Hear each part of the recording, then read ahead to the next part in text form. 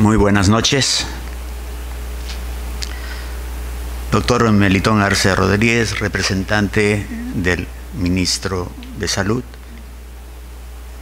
Doctor Nelson Raúl Morales Soto, presidente de la Academia Nacional de Medicina. Doctor Alejandro Busayev Rivera, vicepresidente de la Academia Nacional de Medicina.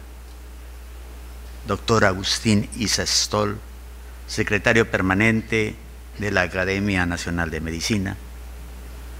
Doctora Liliana Cavani, decana del Colegio Nacional Médico del Perú.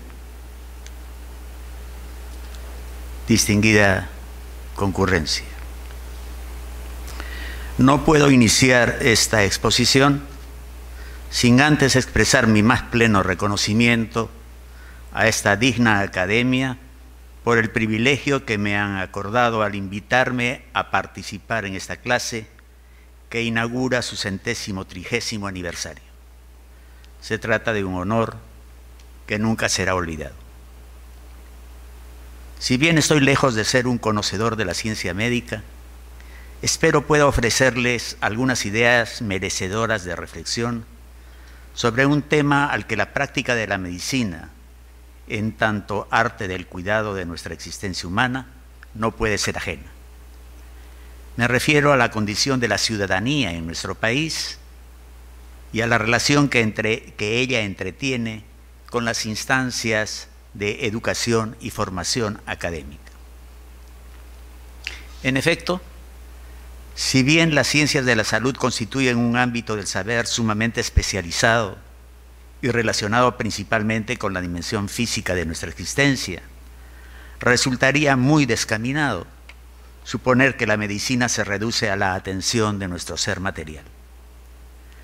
En realidad, desde sus orígenes, y con ello quiero decir desde sus orígenes precientíficos, antiguos, incluso arcaicos, la medicina ha sido ciencia y arte, técnica y discurso sobre lo humano. Esa es la razón por la que me animo a afirmar que ya desde entonces hasta hoy, la medicina posee una identidad esencial que hace de ella un saber y un quehacer humanístico. Al serlo, ella ha estado siempre consciente, en primer lugar, de que la salud física no puede existir de manera duradera sin un entorno social o colectivo sano que la sostenga. Y en segundo lugar, que la salud física, siendo un fin en ella misma, es también una condición para la realización de vidas plenas en un sentido más extenso y profundo. Necesitamos de esa salud para realizarnos como seres morales, políticos, estéticos, en suma, para cultivar valores espirituales y culturales. Apoyándome en esa consideración, he elegido como tema de esta charla la relevancia de la educación para una ciudadanía ética y democrática. Compartiré así algunas reflexiones sobre lo que hemos de entender por ciudadanía y democracia en tanto metas de nuestra sociedad. Pero antes me referiré al fenómeno educativo como elemento fundamental para la construcción de dichos valores sociales. En su origen mismo, la educación está intrínsecamente vinculada con nuestra condición de seres sociales. Así como el hombre ha sido caracterizado como un animal racional, zoon, legón, ejón, o como un animal político, zoon, politicón, podemos decir también que él es un ser destinado a aprender. Una observación empírica sobre el crecimiento de los seres humanos nos permite ver que en forma intuitiva ya los infantes aprenden a adaptarse al medio en que viven, asumen el lenguaje de su medio social y así se sitúan en el mundo para enfrentar de modo progresivo sus principales necesidades. Puesto que vivimos en comunidad, que organizamos entidades en las que se cumplen las labores de transmisión del acervo cultural de una sociedad, así como de socialización primaria entre pares, colectividades que son el entorno en que podemos ser libres y desarrollarnos, el fenómeno de la educación se nos presenta entonces como un derecho fundamental. Es en efecto un bien al que todos debemos tener acceso para así tener un lugar digno en nuestro entorno, pero también un conjunto de saberes y capacidades que todos debemos poseer para que nuestra sociedad conserve y profundice su impronta humanista. El proceso educativo se encuentra inicialmente centrado sobre todo en las capacidades primarias necesarias para el desarrollo de las personas. En esta primera etapa es necesario el respaldo de los padres para establecer las motivaciones y los límites más adecuados en la formación cognitiva y ética de los hijos. Posteriormente, en una segunda etapa, se hará necesario el aprendizaje del saber acumulado y ya existente en una sociedad, puesto que ello es lo exigido para una convivencia armónica y funcional en el mundo. Así, es en la escuela y en la universidad donde la educación se habrá de institucionalizar para comunicar los saberes requeridos para el eficiente desarrollo académico y laboral. Pero eso no es todo. La educación y la formación escolar y superior no solo transmiten conocimientos, sino también valores y constituyen esenciales de nuestra identidad. Una identidad ciudadana, democrática, consciente del valor de la libertad, consciente del valor de la honestidad y también consciente de la solidaridad y del compromiso. Identidad que asume y aprecia las tradiciones culturales heredadas y que se abre a otros mundos culturales y que será forjada solo con la colaboración central de esos centros de formación que llamamos escuelas, universidades, institutos, academias, gremios. Hemos de recordar que el puesto de la educación en la constitución de nuestras sociedades ha tenido siempre un lugar destacado en la reflexión filosófica. El pensador alemán Martin Heidegger, uno de los más grandes filósofos de nuestro tiempo, señalaba en torno al mito de la caverna que Platón narra en el libro séptimo del diálogo La República. Decía allí que la liberación de los cautivos no consistía en otra cosa, sino en la marcha penosa y progresiva hacia la luz del mundo exterior y la mirada final del sol para comprenderlo como fuente de vida, de verdad y de belleza. Bien, tal proceso de ascenso, según Heidegger, no es otra cosa, a otra cosa no se refería Platón, sino a la paideia, Bildung, vocablo griego antiguo de muy rico significado, cultura, transformación del alma, ejercicio de la virtud y en la vida social, sabiduría y justicia en el gobierno de la polis. El mito trataba, pues, de la educación, que rectamente entendida no se reduce a transmisión y recuerdo del saber, sino que es más bien, además de ello, descubrimiento que eleva la inteligencia para permitirnos una vida más plena. La escuela y la universidad constituyen espacios de formación en los que a la transmisión de conocimientos ha de unirse entonces un proceso de socialización a través del cual los derechos no solo deben ser aprendidos como un contenido de programa dentro de una asignatura, sino más bien y sobre todo interiorizados y practicados en la vida cotidiana. Hablamos así de valores que vendrían a ser el correlato y el complemento de tales conocimientos y de entre ellos de esos valores centrales para nuestra existencia en común, que son los que constituyen lo que denominamos democracia y ciudadanía.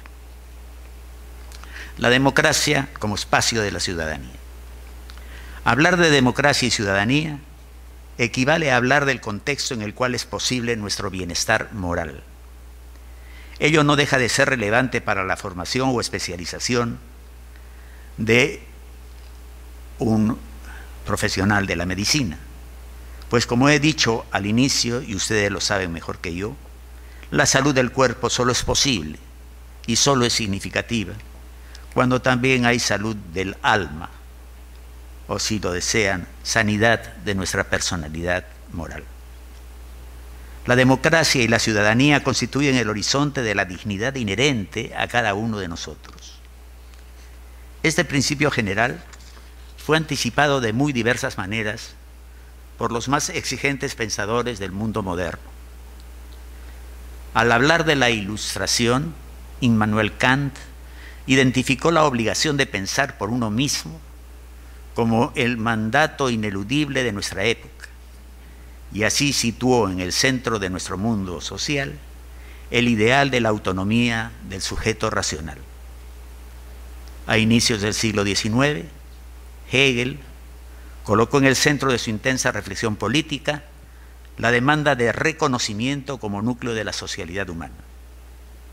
Y más adelante, en ese mismo siglo, Alexis de Tocqueville proclamó que el mundo avanza inevitablemente hacia la igualdad. Autonomía, reconocimiento, igualdad, ideales instalados en el centro de nuestra imaginación social, son también el criterio de nuestro bienestar en tanto miembros de una comunidad política y civil.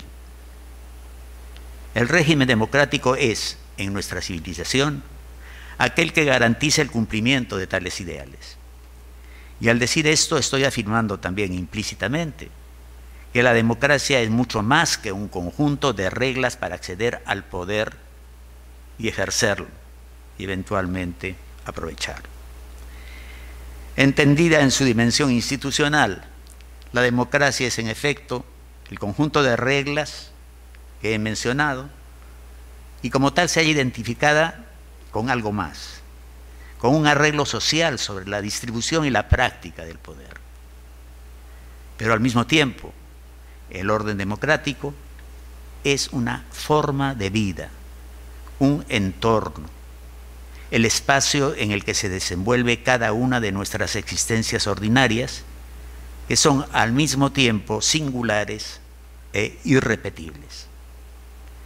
Y así como la democracia en su dimensión institucional cobra realidad en ese complejo de reglas que instituyen y al mismo tiempo controlan el poder, en su dimensión de entorno de la vida social, ecológico, por así decirlo, ella solo existe en sus protagonistas.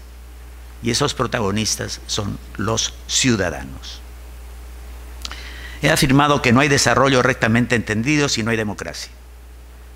Debo decir ahora que un régimen democrático es apenas un cascarón vacío, una mendaz formalidad, si los sujetos que habitan dentro de él no poseen la calidad de ciudadanos. La ciencia política, pródiga en comparaciones de diversas experiencias nacionales, nos enseña, no obstante, que la calidad de ciudadanía no es un fenómeno monolítico que exista de manera completa y sin fisuras o que no existe en absoluto. La ciudadanía es más bien una condición multifacética y dinámica, sujeta a progresos y también a involuciones, dictados por la historia concreta de las diversas sociedades. Esta comprobación no debe llevarnos a diluir nuestro grado de exigencia frente a las democracias existentes. Antes bien, nos invita a llamar la atención sobre la doble responsabilidad de nuestras sociedades. Estas deben buscar al mismo tiempo la instauración de sus democracias como sistemas institucionales y el florecimiento y expansión de la condición de ciudadanos plenos entre sus pobladores. Así como existe el peligro permanente de reducir la democracia a su aspecto electoral, también enfrentamos el constante riesgo de entender la ciudadanía únicamente en una dimensión política. La teoría clásica del fenómeno ciudadano nos dice que este es el resultado de una paulatina ampliación del derecho de los sujetos. Y esto lo afirmo citando a Giovanni Sartori. Estos derechos no son únicamente políticos, son también civiles y sociales. Y todos ellos aparecen englobados por esa gran conquista de nuestro tiempo que es la doctrina de los derechos humanos. Es importante tener en cuenta esa naturaleza múltiple de la ciudadanía, pues de lo contrario se hace difícil entender en qué sentido una existencia ciudadana genuina puede convertirse, en efecto, en fuente de bienestar moral para las personas y ser, por tanto, expresión del anhelado desarrollo integral. Reducida a su faceta política, la ciudadanía estaría cumplida cada vez que un sujeto participa del fenómeno del poder en su sociedad, sea mediante el simple acto de sufragio o a través de alguna otra actividad más protagónica. No obstante, así acotado el fenómeno, queda siempre pendiente la pregunta acerca de qué satisfacción, qué grado de autorrealización puede un sujeto extraer efectivamente de una actividad tan concreta. Al preguntarnos si la ciudadanía es solamente esa facultad que tenemos para intervenir en la conducción institucional de los asuntos públicos, nos planteamos un interrogante de consecuencias mucho mayores. ¿Qué valor tiene realmente la democracia como espacio para la realización humana? En estas reflexiones adopto una convicción compartida por destacados pensadores sobre el tema de la democracia. Esta es, sobre todo, una forma de vida. Esta afirmación sitúa el problema que nos ocupa en un plano de reflexión muy amplio, en el cual confluyen la ética, la psicología y la antropología filosófica, entre otras ramas del pensamiento dirigido acerca de nuestra propia existencia. Ese espacio se halla dominado por un concepto central que es el de la socialidad. Esto es, el carácter necesario, no contingente, de nuestra existencia en sociedad. Esta socialidad no es valorada siempre de la misma manera. Un agudo ensayista contemporáneo ya desaparecido, Tzvetan Todorov, recordó en su momento que en la tradición filosófica occidental hay al menos dos formas de encarar el problema. Por un lado se hallan quienes como Montaigne, Hobbes o Freud aceptan esa existencia social como un mal ineludible y necesario con el cual el hombre ha de aprender a coexistir. Otros, como Aristóteles o Rousseau, admiten también la necesidad de esa convivencia, pero sin embargo no ven en ella la fuente de un malestar, sino la condición misma de la realización de las personas.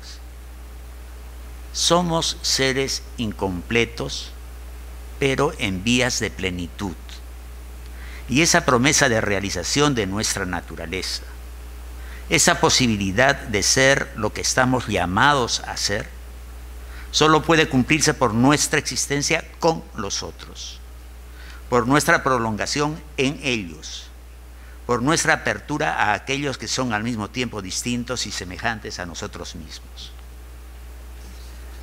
En la tradición del pensamiento democrático encontramos, con ciertos matices de diferencia, una partición análoga. Desde una comprensión estrictamente liberal de la democracia, ella está llamada a garantizar que el individuo pueda perseguir sus fines particulares y legítimos por medios pacíficos y legales y con la menor interferencia posible del Estado o de los otros miembros de la sociedad.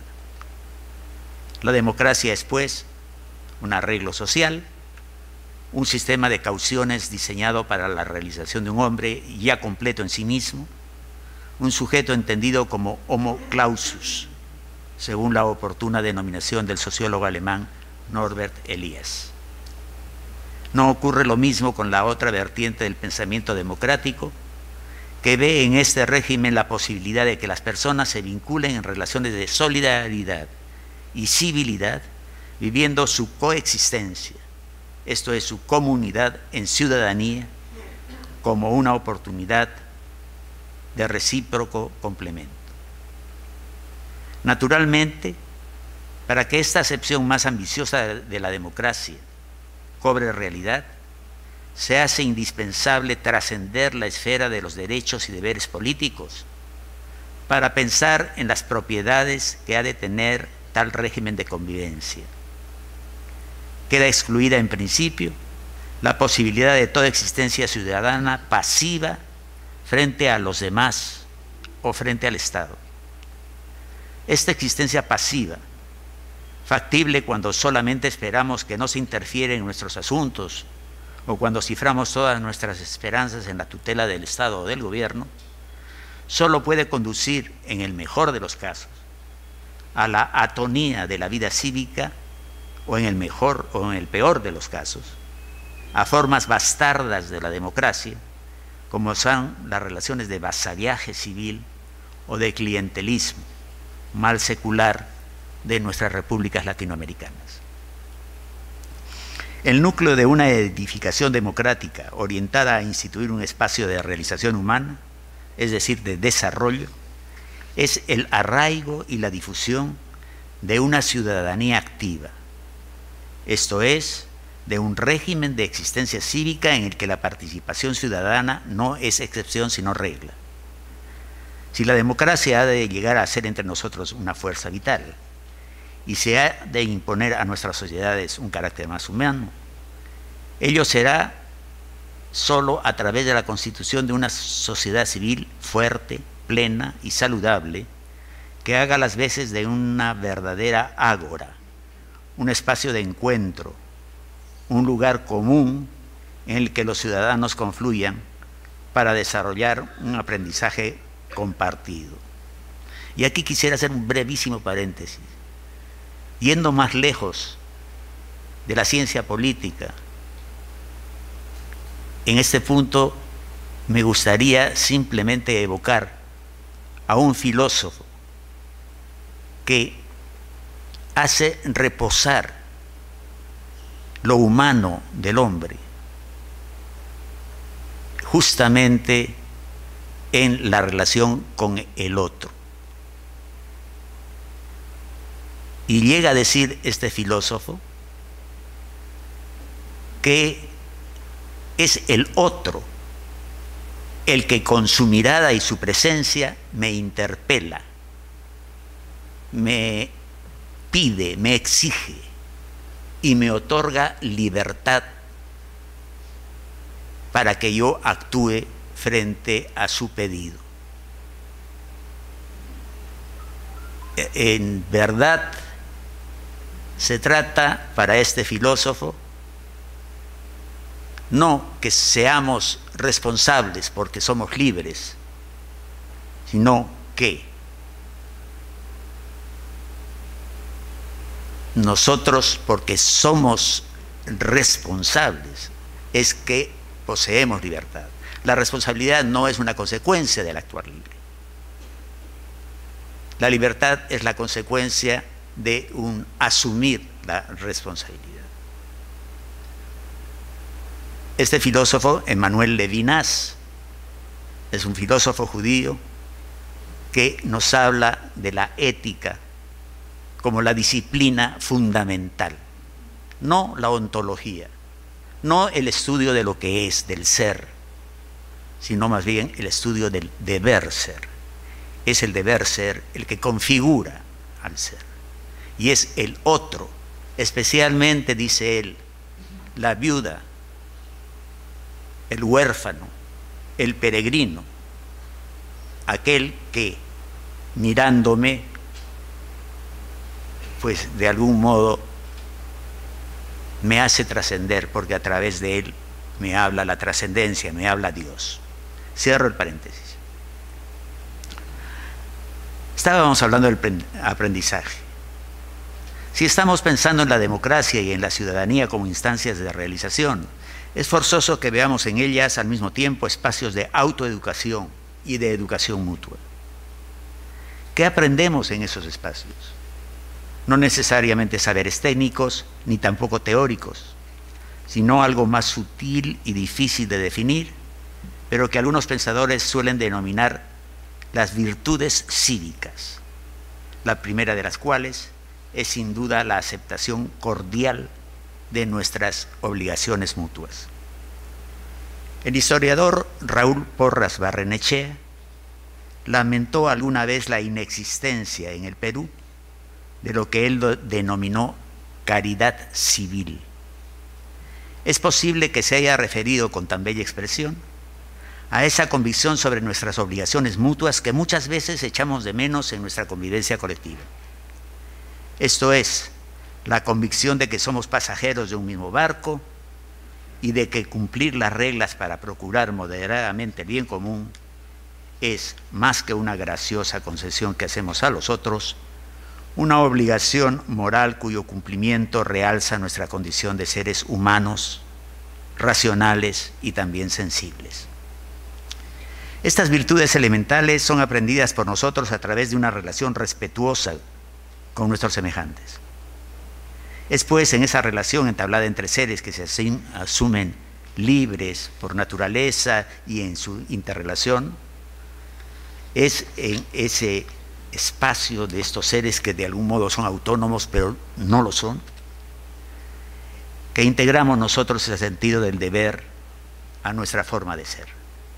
Si aprendemos a ser ciudadanos que honran sus compromisos con los demás, es porque al fin y al cabo en esa relación participativa habremos comprendido que ello es bueno en sí mismo y no porque cumplir nuestra obligación sea una forma de obtener un beneficio o de eludir un perjuicio. La pensadora española Adela Cortina ha escrito con acierto, un poco recordando a Blas Pascal, que las razones del corazón superan con mucho a las del temor y el cálculo. Pero para que ello sea cierto en nuestros países, para trascender la paradójica situación de vivir en democracias pobladas por vasallos, se hace indispensable avanzar hacia un régimen cotidiano de participación ciudadana, entendida como una forma de construir vínculos entre nosotros mismos y que se hallen emancipados de las corrientes unidimensionales que a veces se establecen con el poder. Con todo esto que he venido diciendo, deseaba proponerles un marco general, acaso demasiado teórico, dentro del cual plantearnos la cuestión democrática y ciudadana desde una perspectiva más compleja. Trascendiendo la comprensión institucional y jurídica de esas realidades para aprender en ellas más bien su dimensión moral y de vivencia práctica que escapa a los especialistas en estas materias. Es tratando de hacer eso que me parece relevante vincular las ideas hasta aquí compartidas con ciertos problemas de la democracia y la ciudadanía aquí y ahora. Y con el aquí y ahora me refiero a un aquí más allá del aquí y en un ahora más allá de esta hora. No creo aventurado afirmar en relación con esto que la ciudadanía a la que nos referimos posee un matiz especial en sociedades como la nuestra por una circunstancia particular, la de ser una sociedad que ha salido hace algunos años de un proceso de autoritarismo y de violencia armada con masivas violaciones de los derechos humanos. Eso no quiere decir naturalmente que el Perú sea el único país que enfrenta un esfuerzo parecido, pero sí lo sitúa en una clase especial dentro de un proceso de democratización en el cual el papel de la educación adquiere matices singulares. En situaciones como las que menciono, la necesidad de sustentar las democracias sobre bases más robustas, como las que provee la educación rectamente comprendida, se hace todavía más perentoria, pues se trata de dejar atrás la violencia y cambiarla por otras formas de interrelación entre las personas. Y al mismo tiempo se trata de asentar instituciones que puedan sobrevivir en el largo plazo y que resulten aceptables, honestas y buenas, y por ello dignas de ser defendidas por la población. Se debe tener en cuenta, además, que en esas circunstancias el punto de partida es especialmente exigente. Hablamos de una situación en la cual, por efecto de la violencia o del autoritarismo, las interacciones cotidianas entre las personas, así como los valores en que ellas se sustentan, han quedado severamente afectados o distorsionados. La experiencia del abuso contra poblaciones indefensas y del empleo de la fuerza bruta como una manera de imponer intereses o ideologías socava las bases mismas de la convivencia civilizada y de la vecindad armónica. En su lugar, ganan terreno el temor generalizado y por consecuencia la desconfianza. Pero no se trata únicamente de una desconfianza que se interpone entre persona y persona o entre grupo y grupo, sino de un escepticismo más amplio y corrosivo, de la imposibilidad de creer en los pactos, en las reglas de comportamiento, en las leyes, en la buena fe en general. Así, la buena fe y la ley misma se convierten en realidades vacuas o insignificantes, y las personas sienten que la única forma razonable de conducirse exitosamente en sociedad, es desplegando un egoísmo irreductible, utilizando contra los demás las armas de la astucia, la malicia y la fuerza, y asumiendo que, como alguna vez lo formulara Sartre, el infierno son los otros. Estamos pues ante una intersubjetividad que, si bien no desaparece, es definida negativamente, en contra de lo que se puede considerar una concepción realmente humanista de la intersubjetividad, a la cual ya aludía cuando mencionaba a Levinas.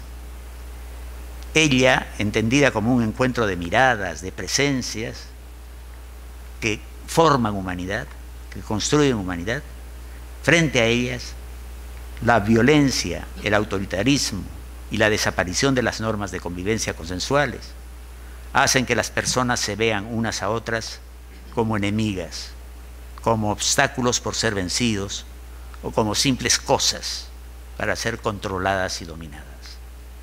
Así, no es pequeña la tarea de recomposición de una cultura democrática en una sociedad trastornada por la violencia o la deshonestidad.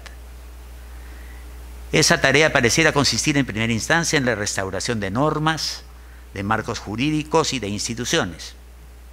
Y es cierto que todo ello es necesario.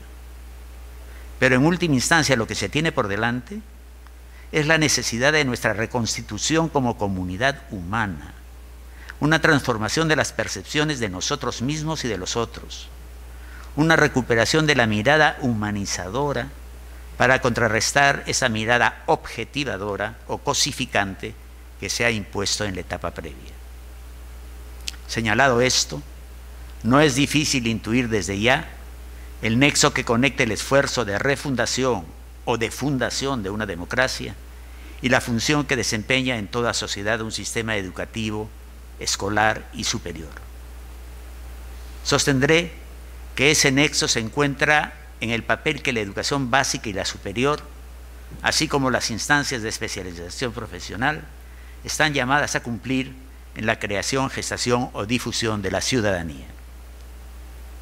Quiero decir que el sistema educativo desempeñará ese papel democratizador en la medida en que actúe como un espacio de formación de ciudadanos, en la medida en que logre que las personas que pasan por sus aulas, cuando niños y cuando adolescentes o jóvenes, que se constituyan a sí mismas como sujetos de derecho, al mismo tiempo que como seres conscientes de las obligaciones de respeto y consideración que las vinculan con los demás. En la formación de sujetos con tales características, no será suficiente, desde luego, la sola transmisión y explicación de los conceptos de democracia, ciudadanía, derechos, pues no es únicamente en ese plano conceptual o discursivo donde echa raíces una convivencia genuinamente democrática. Se tratará más bien de sembrar las actitudes y los valores asociados a la vida ciudadana en la experiencia misma, en la aprehensión cotidiana del mundo, en esa mirada que reconoce en su dignidad a los otros. Aquí es forzoso preguntarnos si la educación que hemos tenido desde hace décadas y que en gran medida tenemos todavía, ha estado y está en condiciones de cumplir su papel en esa exigente tarea transformadora? Para explorar someramente esta cuestión, deseo mencionar que este es un tema sobre el cual reflexionó en su momento la Comisión de la Verdad y Reconciliación al realizar su intento de comprensión del periodo de violencia armada y de cómo una prédica tan irracional y burda como la de Sendero Luminoso pudo ganar adeptos. La comisión se ocupó, en efecto, de estudiar la forma en que había funcionado el sistema de educación del país, no solo como institución de enseñanza, sino también, sobre todo, como espacio de reproducción de una cierta cultura autoritaria. En el Perú, como sabemos, el conflicto armado transcurrió entre los años 80 y 2000, periodo en el cual se incluye también el gobierno autoritario de Alberto Fujimori de 1990 a 2000. Cuando este régimen cayó como resultado de la revelación de la enorme corrupción que cobijaba, se presentó la oportunidad, en medio de la transición política, de llevar adelante una investigación sobre las graves violaciones de derechos humanos acumuladas durante el conflicto. Es por eso que se crea la comisión, que tuve el honor de presidir.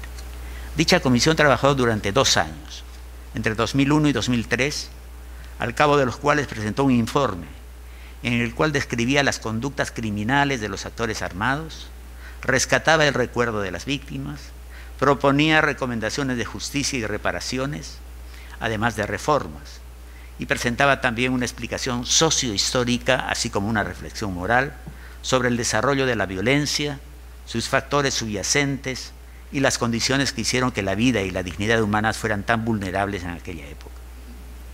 Al hablar de factores subyacentes, era necesario considerar entre varios el funcionamiento de ciertas instituciones en el país. Y eso nos condujo a poner atención a las posibles relaciones entre el sistema educativo y el despliegue de la violencia. En un análisis de lo que había sido la institucionalidad educativa peruana en los años de la violencia y desde antes, se hizo evidente cómo es que ésta no había cumplido con su papel de crear sujetos aptos para ejercer sus derechos.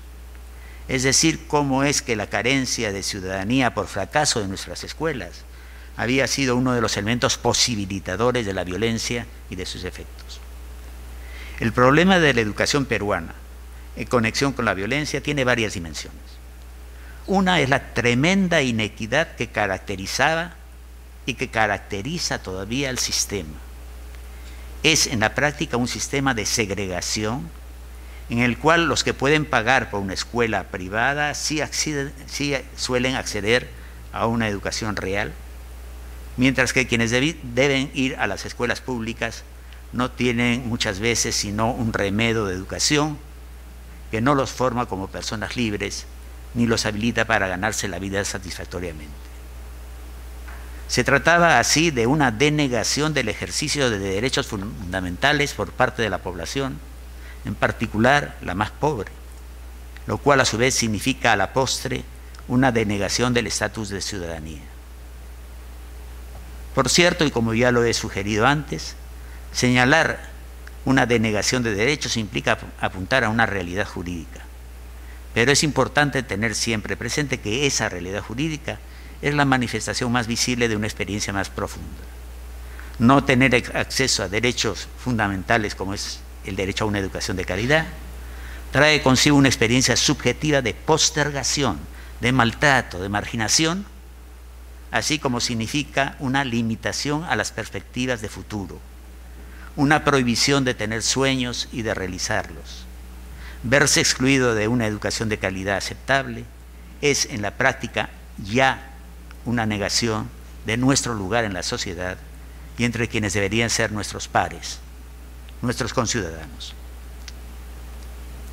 Es conveniente, aunque sea incómodo, preguntarnos cuánto de eso ha cambiado realmente en las ya casi 4 décadas transcurridas desde que se inició la violencia armada en las zonas rurales de Ayacucho.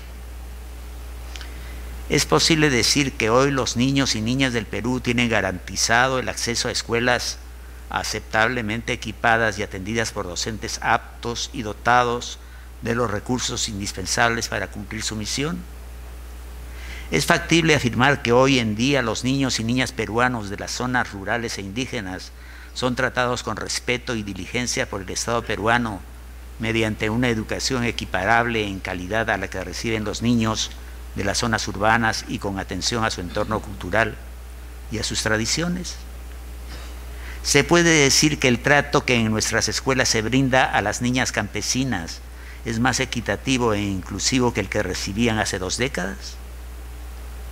Son, como dije, preguntas incómodas y tal vez incluso perturbadoras, pero también inevitables, pues todas ellas nos conducen a una reflexión sobre el papel que el sistema educativo peruano está cumpliendo hoy en la forja de una auténtica ciudadanía en el Perú, o, inversamente, en la reproducción de las pautas de exclusión y marginación que tan profundamente han dañado a nuestra democracia a lo largo de toda nuestra vida republicana. Desde otro punto de vista, en el análisis hecho en su momento por la Comisión, se aprecia cómo en múltiples ocasiones la educación peruana se había convertido en una suerte de usina, de fábrica de sujetos ajenos a todo pensamiento crítico. Uso con plena intención esta alusión fabril para resaltar que la educación que se impartía por entonces en nuestro país estaba en gran parte despojada de una dimensión humanizante o formativa y se acercaba más bien a una experiencia mecánica y empobrecedora. En efecto, los métodos de la educación peruana eran y son en buena medida todavía métodos que fomentan la disciplina vertical, la obediencia ciega a la autoridad, que castigan al razonamiento crítico y que premian la memoria y la repetición dócil de lo que el profesor dice. Además, son métodos que estigmatizan a las culturas tradicionales y que de ese modo desvalorizan la identidad de los niños y niñas que provienen de un medio rural. La experiencia del aprendizaje no es quizá un proceso de diálogo y colaboración entre docentes y estudiantes, no es quizás tampoco un encuentro de voluntades libres y de conciencias críticas. Por lo contrario, se trata de una relación autoritaria por la cual el docente o maestro aparecía dotado de unas verdades ya hechas y acabadas, verdades que no era necesario ni justificar ni explicar, cuyo valor jamás podría ser puesto en cuestión y que los estudiantes solo tenían que aceptar y repetir sin preguntas de por medio, sin cotejo con la realidad que los rodeaba, hasta que ellas quedaran firmemente alojadas en sus memorias. A esa experiencia mecánica, cuya falta de idoneidad en tanto experiencia educativa no resulta tan evidente, se añadía la falta de pertinencia o de sintonía con la realidad sociocultural de los estudiantes. Esto es particularmente grave en el caso de los estudiantes de áreas rurales y de tradiciones distintas de la urbana moderna. Para ella, los conceptos, razonamientos, representaciones del mundo que impartía nuestro sistema de educación no solo venían con el sello de la imposición vertical, sino además con la marca de lo ajeno, de lo no asimilable para sus vidas cotidianas y para las tradiciones recibidas de sus padres y abuelos. A este carácter ajeno de esos aprendizajes ciegos a la diferencia cultural, hay que sumar, por último, la dimensión jerárquica, excluyente y subordinante de dichas prácticas educativas. Quiero decir con esto que las lecciones impartidas por un sistema educativo insensible a lo diferente eran presentadas además como una luz que debía borrar los conocimientos locales, tradicionales y heredados, los que quedaban estigmatizados como residuos de ignorancia, de superstición o barbarie. Así, no solo se privaba a los niños y niñas de una experiencia educativa genuina, sino que se rebajaba a sus ojos la cultura de sus padres, se los adoctrinaba en la sumisión, en la vergüenza de sí mismos, se socavaba en suma su calidad de personas y de miembros de una comunidad política igualitaria. El racismo, la exclusión, el prejuicio, la marginación, la noción de que hay pueblos superiores y pueblos inferiores, todos estos elementos que lastran y dificultan el desarrollo de nuestra democracia, eran, paradójica y dramáticamente, reproducidos por la escuela misma. Todo esto que menciono aquí, muy resumidamente, constituye una trama cultural, es decir, un sistema de representaciones, ideas símbolos, identidades y formas de sensibilidad mediante las cuales los individuos se miran y se perciben unos a otros y conciben también su vinculación con la sociedad y con las instituciones que en ella habitan, sus relaciones también con el poder y con el Estado. Hablamos de un tramado cultural que enfatiza no solo la diferencia, sino también la desigualdad y la jerarquía, y cuyo efecto es en última instancia la creación de una sociedad sin ciudadanos. Se trataría en todo caso de una sociedad de súbditos, con lo cual me refiero a personas que, aunque formalmente estén provistas de derechos que la Constitución reconoce, en la práctica pueden no sentirse aptos para ejercerlos o pueden pensar que esos derechos no les son aplicables.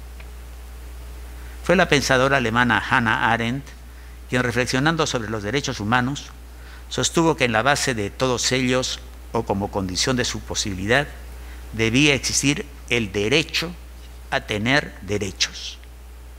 Su observación estaba referida en particular al problema de las personas que, como diversos pueblos en la historia, quedan al margen de la esfera del Estado y por extensión excluidos de una comunidad política dentro de la cual los derechos podrían ser reconocidos, garantizados y protegidos. Sin embargo, se trata de un señalamiento que puede ser extendido al Perú para elaborar un razonamiento crítico de la exclusión en nuestro país. Es decir, el derecho a tener derechos y por tanto la posibilidad de ser ciudadanos se debilita cuando, pese a lo que dice la Constitución, el Estado y la sociedad no consideran a ciertos sectores como miembros plenos, como verdaderos sujetos de derecho. Ya ciertas muletillas de nuestros diversos gobernantes a lo largo de la historia republicana, como por ejemplo el llamado a conquistar la selva, tienen como supuesto que la Amazonía se halla despoblada y que debe ser ocupada por los peruanos. Estamos allí ante un caso de exclusión radical, consistente en la invisibilidad literal de los ciudadanos de los diversos pueblos nativos amazónicos. Ahora bien, conviene remarcar que si la expresión derecho a tener derechos posee de manera preeminente y prominente una dimensión jurídica, tiene también una dimensión que podríamos llamar subjetiva o simbólica y que atañe a la identidad, es decir, a la forma en la cual una persona se concibe a sí misma y al lugar que tiene en la sociedad. Se refiere también a lo que una persona puede creer que está a su alcance, aquello a lo cual puede aspirar, la dignidad que le corresponde en tanto ser humano y miembro de una colectividad. Concebirse a sí mismo como un sujeto de derechos, como una persona cuyos derechos cuentan efectivamente en su sociedad, implica creer que el pacto democrático y ciudadano también nos incluye. Experimentar que el respeto de nuestros derechos es relevante para toda la comunidad política. Comprobar que el abuso cometido contra nosotros no nos deja en el desamparo, sino que es escándalo público, anomalía que moviliza a la opinión pública y a las instituciones del Estado, empezando por la justicia, para restaurar el pacto ciudadano que ha sido resquebrajado. La condición contraria a esta es la subalternidad, un término que desde hace décadas se ha adoptado para explorar precisamente la realidad de sociedades fuertemente desiguales.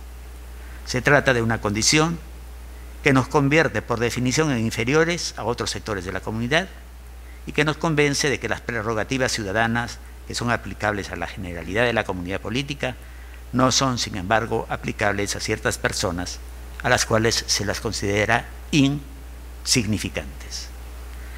La condición subalterna es aquella en la cual la víctima de exclusión y de marginación llega a ser persuadida de su propia supuesta inferioridad, de la inferioridad de su color de piel, de su lengua, de sus costumbres, de su cultura en general. Como será fácil de entender, es quimérico pensar en una democracia sostenible allí donde una parte de la población se siente subalterna y excluida de los grandes consensos cívicos, morales y jurídicos que constituyen dicho régimen político. Creo que me estoy extendiendo demasiado y eso no está bueno. Entonces, cortando un poquito, quisiera ir casi al final. de todo lo que hemos hablado, podría surgir una pregunta. ¿De qué forma actúa específicamente la educación sobre el problema de la ciudadanía? Esta pregunta, como ya se ha venido señalando, tiene un cariz particular en sociedades como la nuestra, que tienen una historia de violencia y de autoritarismo por superar. Como en cualquier otra sociedad, los sistemas educativos tienen la responsabilidad de contribuir a construir democracia y desarrollar la conciencia moral de los ciudadanos. ¿Cuánta falta nos hace esto en el Perú? Pero además es ya de por sí una labor necesaria, encomiable y valiosa en una sociedad como la nuestra, el desarrollar la tarea de fortalecer una cultura que tenga como valor superior la paz y la reconstrucción social, que coloque como valor a cumplir la tolerancia. Yo escuché alguna vez a Luis Alberto Sánchez que decía: hay que ser siempre, siempre tolerantes, salvo con la intolerancia. Tolerancia, cultura de paz, desarrollo de una conciencia que sea crítica y que pueda desbaratar ideologías baratas que se aprenden de memoria y que llevan a la muerte. Todo eso tenemos que hacer. Un conocido pensador del ámbito de la filosofía política, Dil Kinlika, afirma que la salud y la estabilidad de las democracias modernas no solo dependen de la legitimidad y eficiencia de sus instituciones, sino también, y eso es clarísimo, de las cualidades y actitudes de sus ciudadanos, las que solo podrán desarrollarse dentro de un sistema educativo mediante un proceso de socialización que las reconozca como valiosas y decidida y explícitamente las fomente entre niños y jóvenes. Esta aserción llama la atención sobre el tema de educación de calidad, o, si quieren, a la pregunta sobre la calidad de la educación. Asunto crucial, pues como sabemos, aunque nuestro país ha tenido éxito en la difusión del sistema educativo, incluso en acercarse a algunas metas, eso no significa que la expansión de sus escuelas y la incorporación en ellas de todos los niños y niñas se traduzca en una verdadera experiencia pedagógica. La extensión del sistema educativo ha tenido lugar paralelamente a ella, o ha dado lugar paralelamente a ella, un adelgazamiento de la relación pedagógica. Con esto se quiere decir que, si bien más niños, niñas y adolescentes pueden acceder a un centro educativo, lo cual siempre es una meta deseable, lo que a menudo ocurre es que en esos centros se ha perdido densidad hasta convertirse ellos en una realidad puramente formal, dándose allí una escenificación de la relación pedagógica sin que tenga lugar esta en un sentido pleno. A menudo lo que tenemos, lo leemos en los diarios, lo hemos leído últimamente mucho: escuelas mal equipadas, aulas con estudiantes hacinados, escuelas atendidas por docentes mal capacitados o poco motivados, que no son conscientes de su rol fundamental. Eso, donde hay escuelas.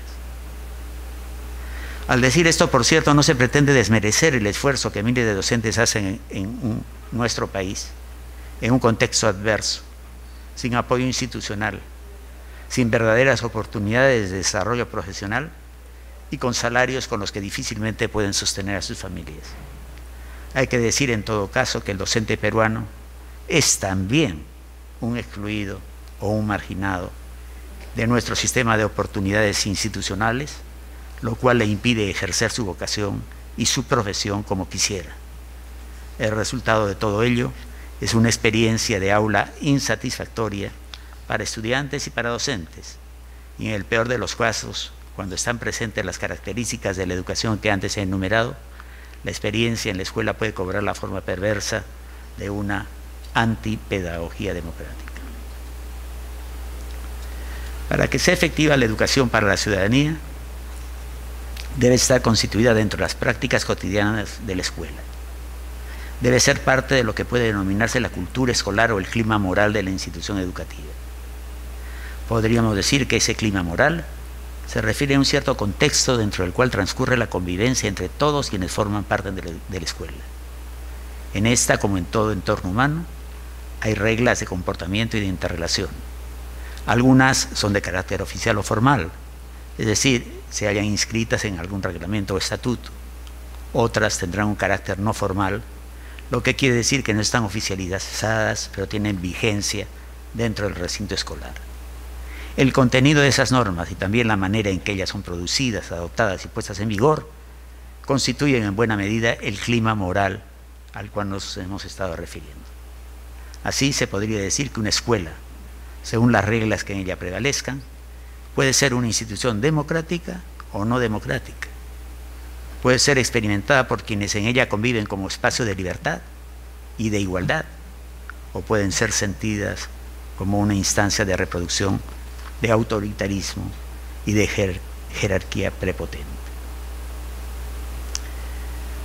No es mi propósito, ya para terminar, entrar en la discusión de aspectos más estrictamente técnico-pedagógicos, ni tampoco adentrarme en los elementos relativos a la política pública educacional. Lo que he pretendido en esto que les he dicho es simplemente compartir con ustedes algunas inquietudes sobre el papel que la educación básica y la educación superior están llamadas a cumplir por la salud de nuestra democracia. Y he hablado yo de la escuela, pero debemos pensar nosotros en la universidad. Como antes dije, esto tiene una relevancia general, pero también una urgencia particular en sociedades como la nuestra. Debemos reconocer cómo las fracturas de nuestro sistema escolar terminaron por traducirse, si bien indirectamente, en factores posibilitadores de la violencia. Y eso ocurrió no solo porque la institucionalidad estaba en quiebra, sino también porque históricamente la educación peruana era ajena a la formación de ciudadanos con capacidad de autonomía, con conciencia de sus derechos. ¿Cuánto de ello ha cambiado en los últimos años? ¿En qué medida podemos decir que la escuela peruana está hoy en mejores posibilidades de servir al desarrollo de nuestra democracia? O hablando de realidades más radicales, ¿en qué forma es que nuestra educación está al servicio de la constitución de la población peruana como seres humanos, como seres preparados para una experiencia auténticamente representativa de dignidad, respeto y reconocimiento de sí mismos y de los demás? A partir de todo lo dicho, creo que se puede sostener que hay varias razones por las cuales la educación, y en especial la educación superior, tiene que incorporar la dimensión ética y ciudadana en la formación del profesional del siglo XXI. Lo principal es obtener la conciencia de que en sus futuras tareas el estudiante habrá de integrarse a un tejido de relaciones que definen de manera concreta la vida democrática. Bien sabemos, por ejemplo, que todo médico es, además de un sanador, un educador. No solo porque nos da consejos para el cuidado de nuestra salud, sino porque mediante un trato humanitario y justo a sus pacientes, está convirtiendo en hechos reales, palpables, los beneficios de vivir en una comunidad que valora el reconocimiento. Cada paciente tratado con respeto y equidad debe sentir cómo el aprecio de la dignidad es mucho más que un valor abstracto. Es, en cambio, un bien que toma en cuenta su íntegra condición humana. Y por ello, por ese potencial democratizador de la profesión médica, es que resulta imprescindible que en la formación académica la reflexión sobre los valores de la ciudadanía, sobre los derechos, sobre la importancia de reconocer y afirmar la dignidad de todos, se halle siempre presente.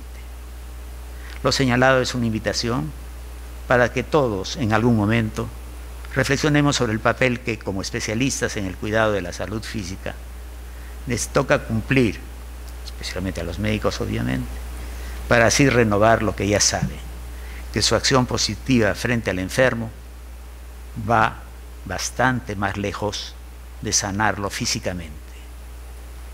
Ella es también un acto cumplido en beneficio de la salud moral y espiritual de nuestro país. Estimados amigos, finalizo agradeciéndoles una vez más su invitación y también la inmensa paciencia que han demostrado al escucharme. Hago votos para que este 130º año de existencia que cumple la Academia Nacional de Medicina se halle especialmente signado por la actividad comprometida, inteligente y honesta de ustedes, sus ilustres miembros. Gracias.